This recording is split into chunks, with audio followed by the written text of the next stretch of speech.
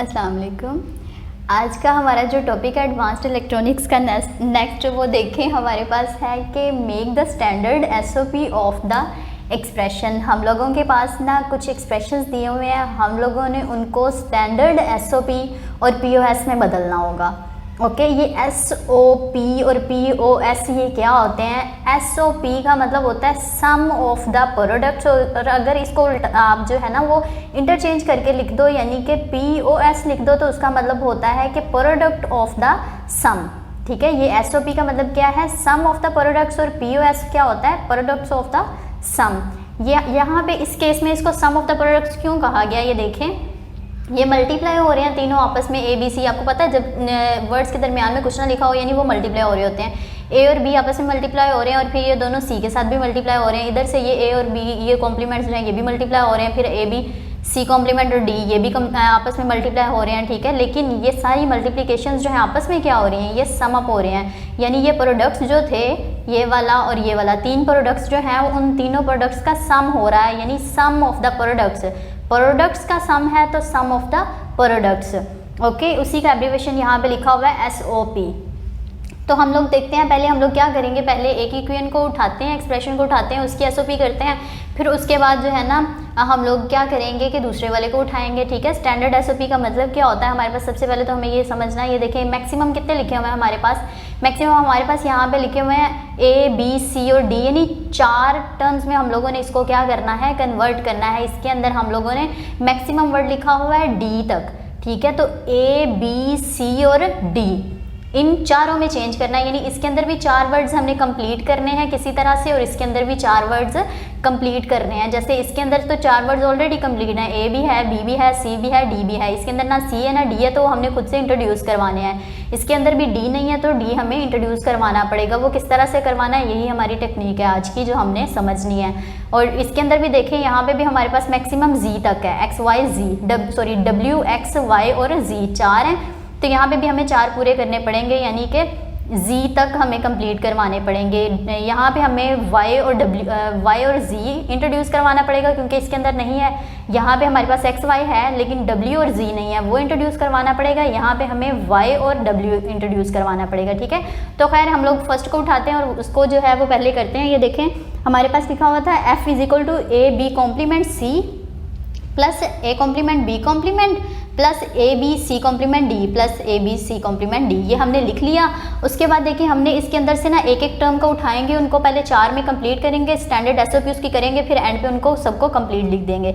ये देखिए हमने एक को उठाया, यानी हमने ले लिया यहाँ से इसके अंदर से सिर्फ ये वाला ए बी कॉम्प्लीमेंट और सी।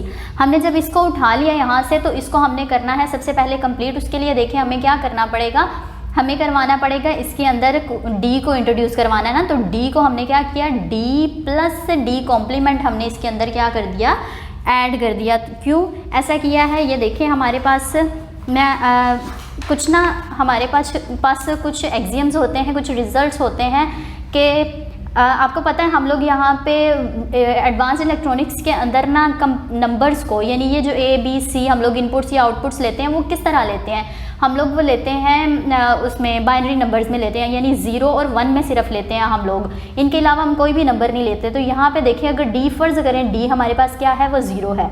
ठीक है, तो डी का कॉम्प्लीमेंट हमारे पास क्या होगा, ये फर्ज करें डी हमारे पास क्या था, 0 था, तो डी का कॉम्प्लीमेंट हमारे पास क्या होगा, डी का कॉम्प्लीमेंट या डी का बार वो हमारे पास होगा 1। ठीक है, अब इस फॉर्मूला में आप उसको पुट करके देखें, डी प्लस डी कॉम्प्लीमेंट यही लिखा हुआ है ना मैंने वहाँ पे, इसमें करके देखें तो हमारे पास होगा 0 + 1। ठीक है, इसका आंसर क्या होगा, 1। इसके बरक्स आप क्या करें, डी को 1 रख लें, यहाँ पे हमने पहले 0 रखा है ना, अब आप क्या करें, डी को 1 रख के देखें और उसका फिर कॉम्प्लीमेंट क्या हो जाएगा, वो 0 हो जाएगा। आपको पता है कॉम्प्लीमेंट का मतलब होता है उल्टा देना, 0 का कॉम्प्लीमेंट 1, 1 का कॉम्प्लीमेंट 0। ठीक है, तो हमने क्या किया, डी 1 था तो डी का कॉम्प्लीमेंट क्या हो जाएगा, वो 0 हो जाएगा। अब अगेन इसमें पुट करके देखें तो हमारे पास डी 1 है और डी कॉम्प्लीमेंट 0 है, इन दोनों को ऐड करें आंसर 1 ही आएगा। तो देखें चाहे 0 ले लो डी को, चाहे डी को 1 ले लो, तो आंसर जो है ना इस टर्म का डी प्लस डी कॉम्प्लीमेंट उसका आंसर 1 ही आएगा। ठीक है, और आपको पता है कि हम लोग किसी चीज़ के साथ भी कुछ भी हो, हमारे पास कोई भी वर्ड है किसी किस्म का भी, उसके साथ हम 1 को मल्टीप्लाई जब करवाते हैं तो उस पर कोई फ़र्क नहीं पड़ता। ठीक है, मल्टीप्लिकेटिव आइडेंटिटी पढ़ते हैं ना मैथ्स में आप लोग, बिल्कुल वैसे ही यहाँ पे ए बी कॉम्प्लीमेंट सी के साथ आप 1 को मल्टीप्लाई करवा दो, क्या इस ए बी कॉम्प्लीमेंट सी के ऊपर कोई फर्क पड़ेगा? नहीं पड़ेगा ना। इसी तरह हमने उस 1 की जगह पे लिख दिया डी प्लस डी कॉम्प्लीमेंट, और आपको मैंने अभी बताया चाहे आप डी की वैल्यू 0 पुट करो चाहे 1 पुट करो, answer d plus d complement का हमेशा 1 आएगा। क्लियर हुई बात कि हमने यहाँ पे डी प्लस डी कॉम्प्लीमेंट अपने पास से इंट्रोड्यूस क्यों करवाया? हम कई क्वेश्चन ऐसे करते हैं ना जिसके अंदर हम अपने पास से कोई ना कोई चीज़ पुट करते हैं अपनी कैलकुलेशन को सोल्व करने के लिए।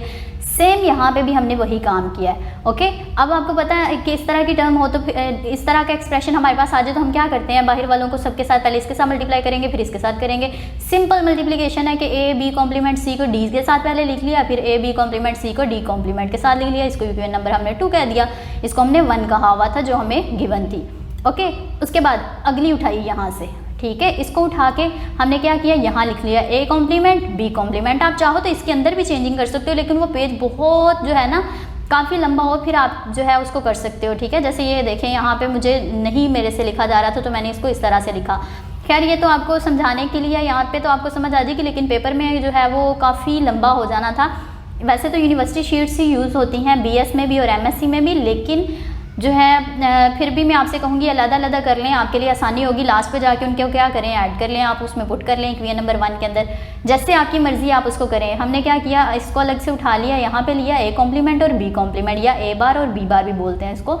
इसके अंदर हम क्या करेंगे, पहले सी को इंट्रोड्यूस करवाएंगे। अब सी का भी सेम वही केस है, सी को चाहे 0 लो, ठीक है, उसका कॉम्प्लीमेंट 1 हो जाएगा, तो 0 + 1 आंसर अगेन 1, तो 1 को मल्टीप्लाई करो कोई फ़र्क नहीं पड़ेगा। उसके बाद फिर आप क्या करो, इसको 1 ले लो तो 1 का कॉम्प्लीमेंट 0 हो जाएगा, 1 + 0 क्या होगा, फिर भी 1 है, तो इस पर कोई फ़र्क नहीं पड़ता। आप जैसे हमने डी वाला मैंने आपको करके दिखाया, सेम हम सी के लिए भी कर सकते हैं, क्योंकि आपको पता है कि ए हो, बी हो, सी हो या डी हो, कुछ भी हो, हमने बाइनरी नंबर्स में इसको लेना होता है, यानी 0 और 1s में सिर्फ, इसके अलावा हम लोग इनको नहीं लेते हैं।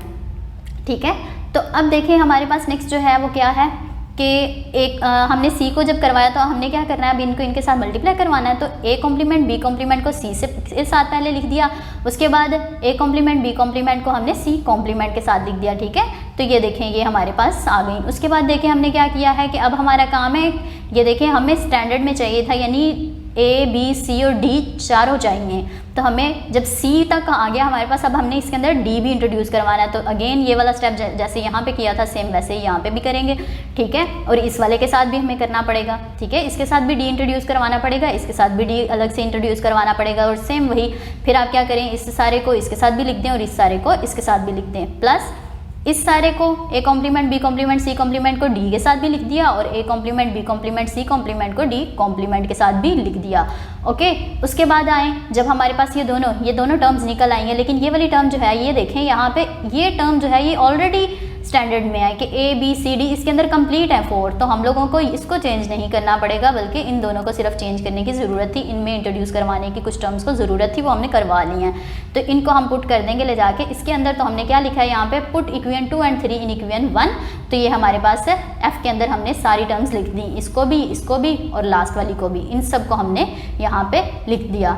आई होप सो कि आपको SOP की समझ आ गई होगी। अब इसको आप खुद से करने की कोशिश कीजिएगा, ना हो तो अगेन के वीडियो के नेक्स्ट पार्ट में मैं करवा ही रही हूँ आपको, फिर आप यहाँ पे आके अपनी चेक कीजिएगा कि आया आप लोगों ने जो है इसको सही किया भी है या नहीं किया। ओके, तो नेक्स्ट देखिए हमारे पास जो है ना अगला क्वेश्चन क्या था, सेकंड पार्ट इसी क्वेश्चन का, वो था f = wx + x प्राइम या x बार या x कॉम्प्लीमेंट, कुछ भी बोल लो आप इसको। ठीक है, y + gx, ये इसकी बात कर रही हूँ, f = wx + x बार y + gx। ठीक है, ये था ना हमारा।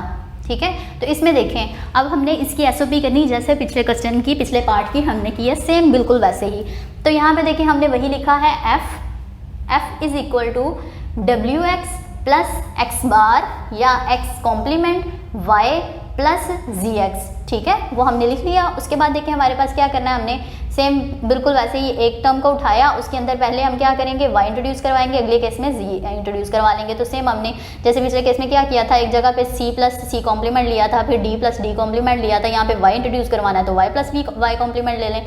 वो हमने जब ले लिया, ठीक है। उसके बाद हमारा नेक्स्ट आ रहा है कि जब ये हमने क्या किया, डब्ल्यू एक्स को वाई के साथ भी लिख दिया, डब्ल्यू एक्स को वाई कॉम्प्लीमेंट के साथ भी लिख दिया। अब हमारा काम है इसके अंदर जी भी इंट्रोड्यूस करवाना है, ठीक है। तो हमने जी प्लस जी कॉम्प्लीमेंट से भी इस सारी टर्म को मल्टीप्लाई करवा दिया, तो हो जाएगा हमारा डब्ल्यू एक्स वाई और इस जी के साथ अलहदा से लिखा जाएगा, जी कॉम्प्लीमेंट के साथ अलहदा से लिखा जाएगा। इसी तरह इसमें भी जी इंट्रोड्यूस करवाया तो इसको भी जी के साथ अलहदा लिख दिया और जी कॉम्प्लीमेंट के साथ अलहदा से लिख दिया। तो ये भी हमारे पास इक्वेशन नंबर 1 कह लो इसको भी, ठीक है, या आपने जैसे भी कहना है। उसके बाद हमने क्या किया, इसको भी किया, ठीक है। इसको इक्वेशन नंबर आप इसको 1 कह लें।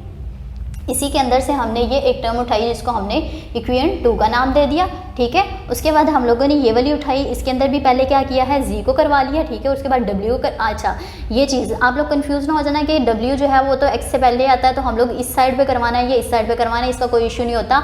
2 × 3 हो या 3 × 2 हो, आंसर हमेशा 6 ही आता है, ठीक है।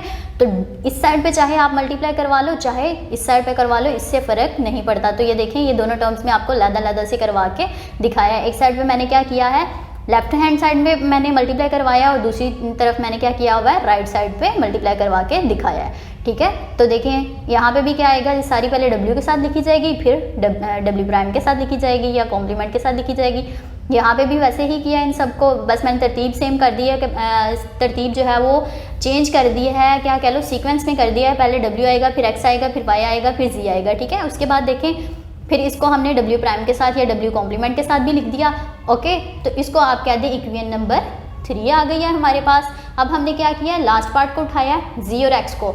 यहाँ पे भी हमें डब्ल्यू को भी इंट्रोड्यूस करवाने की ज़रूरत है और वाई को भी। तो हमने पहले डब्ल्यू को इंट्रोड्यूस करवाया, डब्ल्यू और डब्ल्यू प्राइम। इसको मैं इस साइड पे ले आई हूँ कि जी और एक्स को पहले डब्ल्यू के साथ लिख दिया, डब्ल्यू एक्स जी, ठीक है। और उसके बाद डब्ल्यू प्राइम के साथ डब्ल्यू प्राइम एक्स जी लिख दिया, ठीक है। उसके बाद हमने क्या किया, इसी के अंदर वाई प्लस वाई प्राइम को यानी कि वाई को इंट्रोड्यूस करवाया, उसको मल्टीप्लाई करवा दिया, ठीक है। तो हमने क्या किया, डब्ल्यू एक्स जी और यहाँ पे वाई प्लस वाई प्राइम करवा दिया, यहाँ पे डब्ल्यू कॉम्प्लीमेंट एक्स जी और इसको मल्टीप्लाई करवा दिया वाई प्लस वाई कॉम्प्लीमेंट के साथ। तो अब इनको अलग से लिख दिया, डब्ल्यू एक्स जी और ये वाई, यानी कि डब्ल्यू एक्स यहाँ पे कॉम्प्लीमेंट इसका नहीं आना चाहिए, डब्ल्यू एक्स वाई और जी आना चाहिए, ये नहीं आएगा यहाँ पे, ठीक है।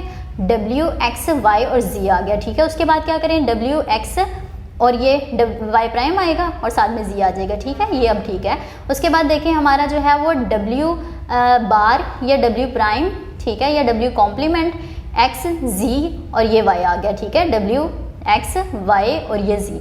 उसके बाद देखें डब्ल्यू प्राइम एक्स जी और ये वाई प्राइम है, तो डब्ल्यू प्राइम एक्स वाई प्राइम और ये जी, ये आ गया हमारा। इसको कहते हैं आप इक्वेशन नंबर 4 कह दें, ठीक है। अब आपने क्या करना है, इक्वेशन 2 को 3 को 4 को इन तीनों इक्वेशंस को ले जाके आपने इक्वेशन 1 के अंदर क्या कर देना, पुट कर देना, तो वो आपके पास आ जाएगी एफ की टर्म में पुट करना है, या इन तीनों को ऐड कर दो तब भी तो इसी के बराबर आ जाएगा, ठीक है। तो ये देखें यहाँ पे अब मैंने क्या किया है, उन्हीं तीनों इक्वेशंस को ऐड कर दिया और ये हमारे पास एफ की टर्म इतनी लंबी सी आ जाएगी, ठीक है। वही मैं आपको कह रही थी कि अगर आप क्या करो कि इसको कंप्लीट यहीं पे सोल्व करने की, ये लदा से हम लोग सोल्व करके उसको ना लिखें तो काफ़ी लंबी टर्म्स बन जाती हैं, जो कि एक पेज के ऊपर यानी एक ही लाइन में सोल्व करना मुश्किल हो जाती हैं। तो उसमें ना बंदा खुद ही कंफ्यूज हो जाता है कि करता हुआ कि पता नहीं मैं कौन सी मैं जो है वो कैलकुलेशन कर रहा था, कौन से नंबर पे मैं पहुंच गया था, स्किप होने के चांसेस होते हैं। इसलिए अलग से सोल्व किया और एंड पे जाके उन सबको जो है वो पुट कर दो फर्स्ट इक्वेशन में ले जाके, तो ये आसान रहता है हमारे लिए, ठीक है। तो मैंने क्या किया, यहाँ पे इक्वेशन 2, 3 और 4 को ले जाके मैंने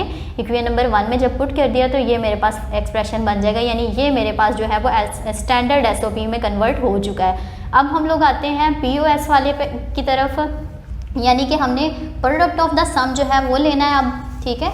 तो ये देखिए मेरे पास जो है ना यहाँ पे ये पीओएस के लिए यहाँ पे हम एक standard POS of the expression, यहाँ पे भी हमें एक एक्सप्रेशन दिया हुआ है और कहा गया है कि आपने इसको पीओएस स्टैंडर्ड जो है ना स्टैंडर्ड पीओएस में चेंज करना है। यहाँ पे देखें ये हमारा था एसओपी और यहाँ पे था ए बी कॉम्प्लीमेंट और सी और तीनों मल्टीप्लाई हो रहे थे। यहाँ पे देखें ए बी कॉम्प्लीमेंट और सी ही है लेकिन ये प्लस हो रहे हैं और यहाँ पे सबके दरमियान में प्लस का साइन था, यहाँ पे दरमियान में क्या आ गए हैं मल्टीप्लिकेशन के या डॉट के साइन आ गए। यहाँ पे ए कॉम्प्लीमेंट बी कॉम्प्लीमेंट था वही है सेम, लेकिन इन दोनों के दरमियान में मल्टीप्लाई हो रहे थे ये दोनों और यहाँ पे दोनों के सेंटर में प्लस का साइन आ गया। ये देखेंगे चारों यहाँ पे मल्टीप्लाई हो रहे हैं और यहाँ पे क्या हो गए हैं प्लस हो रहे हैं। बिल्कुल मैंने वही क्वेश्चन लेके आपको पीओएस जो है वो करवानी है ताकि आपको कन्फ्यूजन ना रहे। ओके, अब देखिए हमने इसको वैसे ही लिखा यहाँ पे, आप यहाँ पे भी क्या करो, इसको इक्वेशन नंबर 1 का नाम दे लें। ठीक है, इक्वेशन नंबर 1 का आप इसको यहाँ पे भी नाम दे लें। उसके बाद हमने क्या किया, इसके अंदर से इसको उठाया। ठीक है, इसको सॉल्व करते हैं हम लोग। पहले क्या करते हैं, a plus B plus C था, वो वैसे का वैसे यानी a plus B complement plus C, वो हमने लिख लिया। साथ में आप ज़ीरो को ऐड कर दो, किसी चीज़ में ज़ीरो ऐड करने से क्या उस टर्म पे, उस रकम पे क्या फ़र्क पड़ता है? कोई बिल्कुल भी नहीं पड़ता। ठीक है, क्यों? क्योंकि ज़ीरो जो है वो एडिटिव इन्वर्स होता है, जबकि 1 क्या था, वो मल्टीप्लिकेटिव था। ठीक है, मल्टीप्लिकेटिव आइडेंटिटी था, और ये ज़ीरो जो है ये एडिटिव आइडेंटिटी है। ठीक है, इसके अंदर प्लस या माइनस करने से कोई फ़र्क नहीं पड़ता होता एडिटिव आइडेंटिटी को, यानी ज़ीरो को प्लस माइनस करने से कोई फ़र्क नहीं पड़ता। तो मैंने क्या किया, यहाँ पे ज़ीरो प्लस करवा दिया, ऐड करवा दिया, इससे कोई इशू नहीं होगा हमारी कैलकुलेशन पे। ठीक है, तो ज़ीरो को मैं कैसे लिख सकती हूँ, वहाँ पे मैंने लिखा था d plus d complement multiplicative identity लाने के लिए, 1 लाने के लिए, लेकिन 0 लाने के लिए मुझे d डॉट डी कॉम्प्लीमेंट लेना पड़ेगा। क्योंकि देखो, चाहे मैं d को 0 लूँ, चाहे मैं d को 1 लूँ, 0 लेती हूँ तो कॉम्प्लीमेंट क्या होगा 1, 1 लेती हूँ तो कॉम्प्लीमेंट क्या होगा 0। तो 0 को 1 से मल्टीप्लाई करो या 1 को 0 से मल्टीप्लाई करो, आंसर तो 0 ही आना है ना। ठीक है, तो इसलिए मैंने 0 की जगह पे d डॉट डी कॉम्प्लीमेंट लिख लिया। ओके, ठीक है, नेक्स्ट देखिए हमने क्या करना है, बिल्कुल वैसे ही इन तीनों को पहले d के साथ लिख दिया यहाँ पे, फिर इन तीनों को d कॉम्प्लीमेंट के साथ लिख दिया। दोनों के दरमियान में क्या आ गया, डॉट आ गया। उस केस में प्लस आ रहा था। ठीक है, लेकिन यहाँ पे दोनों के दरमियान में डॉट है, तो दोनों के दरमियान में डॉट आ गया। ओके, उसके बाद नेक्स्ट देखिए हम लोगों के पास क्या है, a कॉम्प्लीमेंट और प्लस बी कॉम्प्लीमेंट। तो यहाँ पे देखिए हमें क्या करेंगे, यहाँ पे भी हमने क्या, यहाँ पे तो सिर्फ हमें डी की ज़रूरत थी तो सिर्फ डी को करवा दिया, लेकिन यहाँ पे हमें सी भी इंट्रोड्यूस करवाना है और डी भी इंट्रोड्यूस करवाना है स्टैंडर्ड पूरा करने के लिए, पीओएस के लिए। ठीक है, पीओएस क्यों है, प्रोडक्ट ऑफ द सम। ये देखिए प्रोडक्ट्स थे, सम्स के प्रोडक्ट्स थे, ये सम हो रहे थे सारे, समिशन थी, समिशन का प्रोडक्ट था, प्रोडक्ट हो रहा था, इसलिए हमने लिख दिया प्रोडक्ट ऑफ द सम का प्रोडक्ट। ठीक है, तो यहाँ पे देखिए हम यहाँ पे पहुँच चुके थे कि इसको हमने अब इसके अंदर सी और डी इंट्रोड्यूस करवाना था। तो देखिए मैंने यहाँ पे भी 0 लिख दिया, 0 को मैं सी डॉट सी कॉम्प्लीमेंट लिख दूँ, कोई फ़र्क नहीं पड़ेगा। ठीक है, तो मैंने क्या किया, इसको बाद में सी के साथ भी लिख दिया और सी कॉम्प्लीमेंट के साथ भी लिख दिया। ओके, उसके बाद देखें यहाँ पे भी ये 3 टर्म्स बन चुके हैं, लेकिन हमें 4 पूरी करनी है, डी भी अंदर इंट्रोड्यूस करवाना है, तो यहाँ पे मैंने डी डॉट डी कॉम्प्लीमेंट के साथ भी मल्टीप्लाई करवा दिया। ठीक है, यहाँ पे भी डी डॉट डी कॉम्प्लीमेंट के साथ मल्टीप्लाई करवा दिया। उसके बाद यहाँ पे क्या आएगा, जाहिर सी बात है ये सारी टर्म डी के साथ लैदा से लिखी जाएगी, फिर ये डी कॉम्प्लीमेंट के साथ लैदा से लिखी जाएगी। इसी तरह ये तीनों जो हैं ये डी के साथ पहले लिखे गए, फिर ये a complement, b complement, c complement जो है वो डी कॉम्प्लीमेंट के साथ लिखे गए। ठीक है, तो इसको आप इक्वेशन नंबर 2 का नाम दें, इसको इक्वेशन नंबर 3 का नाम दें, इन दोनों को यहाँ पे ले जाके इक्वेशन 1 में पुट कर दें, तो हमारे पास स्टैंडर्ड पीओएस भी निकल आएगा। ओके, तो आपने आज के टॉपिक में क्या सीखा है, एसओपी और पीओएस यानी सम ऑफ द प्रोडक्ट्स, उनको स्टैंडर्ड में कन्वर्ट करने का तरीका, स्टैंडर्ड एसओपी बनाने का तरीका और स्टैंडर्ड पीओएस यानी प्रोडक्ट ऑफ द सम बनाने का तरीका सीखा आपने। अगर वीडियो अच्छी लगी हो, आपको समझ आई है, तो मेरे चैनल को सब्सक्राइब करें, वीडियो को लाइक करें और अपने दोस्तों के साथ शेयर करें ताकि वो भी इससे फ़ायदा हासिल कर सकें। ओके, और बाकी वीडियोस देखने के लिए भी जो है आप मेरा चैनल विज़िट कर सकते हैं। प्लेलिस्ट पे आपको इस के अंदर यहाँ पे आपको कंप्यूटेशनल फ़िज़िक्स के भी तमाम लेक्चर्स मिलेंगे, अभी साथ साथ अपलोड हो रहे हैं, और आप लोगों को जो है वो एडवांस्ड इलेक्ट्रॉनिक्स भी यहाँ पे मिलती जाएगी। और जैसे जैसे टाइम गुजरेगा इंशाल्लाह बाकी बुक्स के भी यहाँ पे लेक्चर्स अपलोड होना शुरू हो जाएंगे।